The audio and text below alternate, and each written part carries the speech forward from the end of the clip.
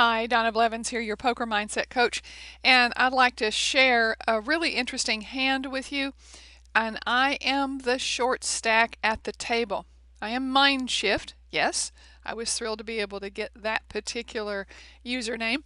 I am Mind Shift, and yes, I am just under 1,100 units, and I am the short stack at the table and close to the short stack in the tournament. We're down to about half players. This is a satellite into the Monster Stack World Series of Poker event.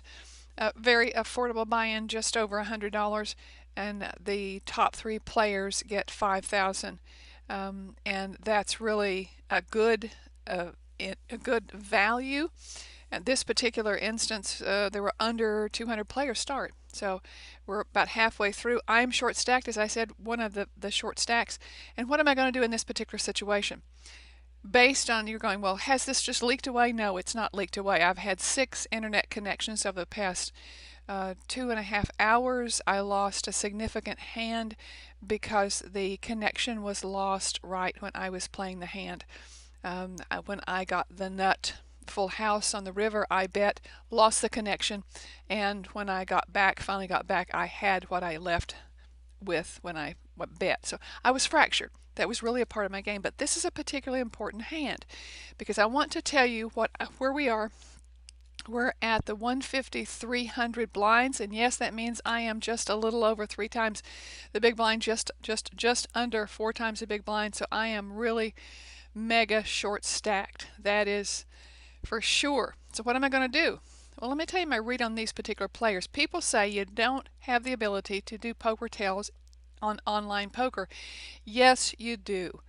You change tables a lot, but this particular instance, these 3 players, under the gun, 1, 2, and 3, these particular players are particularly aggressive in later position.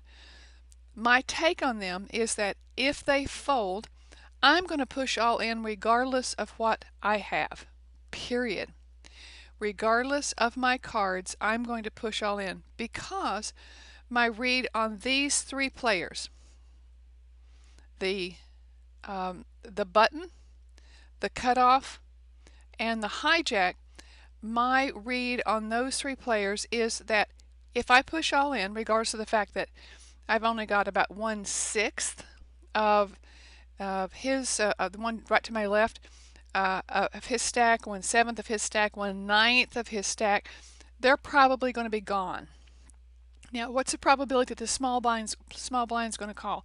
He's probably going to go as well, he or she.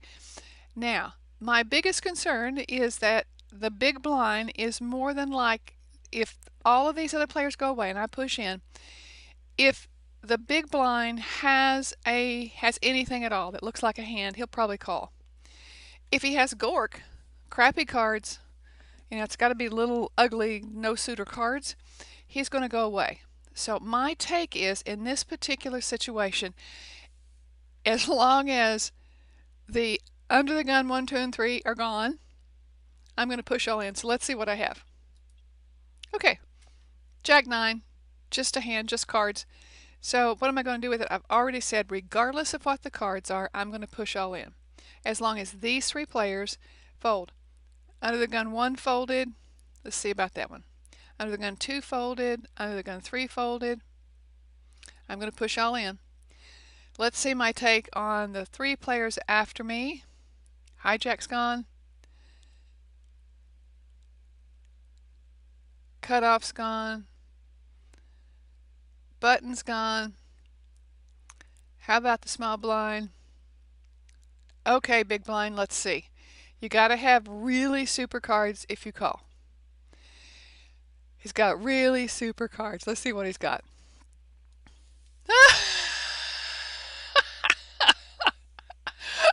Well, okay. Jack 9 can... Okay, so let's see what happens now. I got a jack there for a minute. That's that. So what could I, with Jack 9, what could I possibly beat a pair of aces who flops a set? What could I possibly? The only thing I could beat is win with is if I get 2 more jacks. Well, there I go. Okay, so what's my take on this particular instance is that I wanted to share with you. One is that it's important if you're fractured, if something happens, get up and walk about. I didn't leave. I actually was concerned with internet connection. I called the internet connection while I was actually in the tournament trying to see if I could get it fixed. I actually sent a boost signal to the internet connection and it hasn't been off since then. Number two is pay attention to what you do.